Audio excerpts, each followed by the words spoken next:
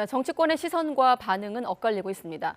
여당은 한일 관계가 정상화될 거라며 기대를 내비치고 있지만 야당은 굴욕 외교라고 비판하고 있습니다. 국회에서는 반도체 시설에 추가 세제 지원을 하는 이른바 반도체 특별법을 논의하고 있는데 여야 합의로 처리될지 주목됩니다. 이번엔 국회로 가보겠습니다.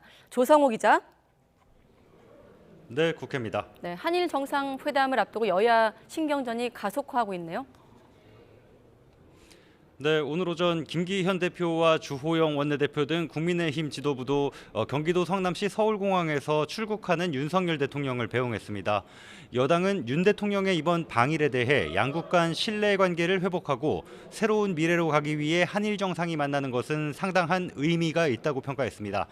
성일종 정책위 의장은 CBS 라디오 인터뷰에서 이같이 언급했고 제3자 변제 방식의 강제동원 해법에 대한 일본의 후속 조치와 관련해서도 일본도 지금 막혀있는 한일 관계를 계속 이어갈 수는 없다고 생각하고 있는 것 같다면서 일본도 호응을 해오지 않을까 생각한다고 말했습니다.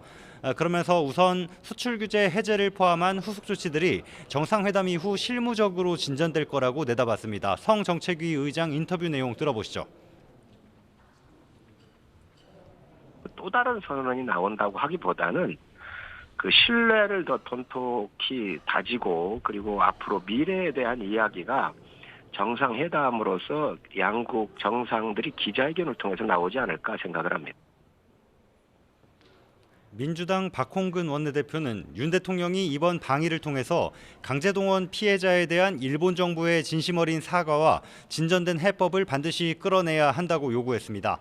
일본의 수출 규제 해제 전까지 지소미아 정상화 유예와 후쿠시마 원전 오염수 배출 계획 철회, 독도 영유권 주장 중단 등 민주당이 요구한 사항을 관철해서 그간 무능하고 굴욕적인 외교를 조금이라도 만회하라고 촉구했습니다. 박홍근 원내대표 발언 들어보시겠습니다. 이번 방일이 윤 대통령의 추억 여행으로 끝나서는 결코 안 됩니다. 더구나 과거사 문제 등 한일 간 주요 현안을 결코 국내의 정치적 셈법으로 접근해서도 안 될 일입니다. 네, 다른 국회 현안도 살펴보겠습니다. 반도체 특별법 논의 진행 중인 겁니까? 네, 오늘 오전에 기획재정위원회 조세심사 소위원회가 열렸고 반도체 특별법, 이른바 K칩스법으로도 불리는 조세특례 제한법 개정안이 상정됐습니다. 정해됐던 회의가 오후 4시부터 시작될 예정인데 지금 의원들이 회의장으로 들어오는 것으로 전해지고 있습니다. 반도체 업계의 세액 공제 비율을 대기업과 중견기업은 현행 8%에서 15%로 중소기업은 16%에서 25%로 상향하는 내용이 골자입니다. 앞서 이런 취지로 정부가 발의한 원안을 민주당도 수용하기로 하고 신동근 간사 명의로 관련 법안을 발의하면서 여야가 합의해서 처리할 가능성이 커 보입니다. 민주당이 제출한 법안이 소위에 올라 있지 않아서 윤영석 기재위원장이 이 법안을 소위에 직회부할지 여야가 협의를 했는데요. 류성걸 조세 소위위원장의 설명을 들어보시겠습니다. 어제 법안이 제출이 됐던 그 사항이기 때문에 이것은 법안 소위에서 상정을 해서 의결을 하려면은 여야 간사 간 협의를 거쳐서 상임위원장이 직회부 결정을 해야 됩니다.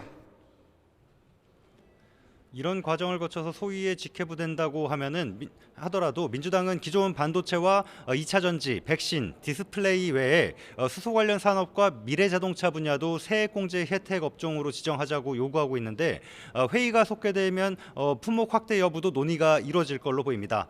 오늘 여야가 합의해서 반도체 특별법이 조세 소위 문턱을 넘으면 오는 22일 전체 회의를 거쳐서 30일 본회의에서 처리될 것으로 전망됩니다.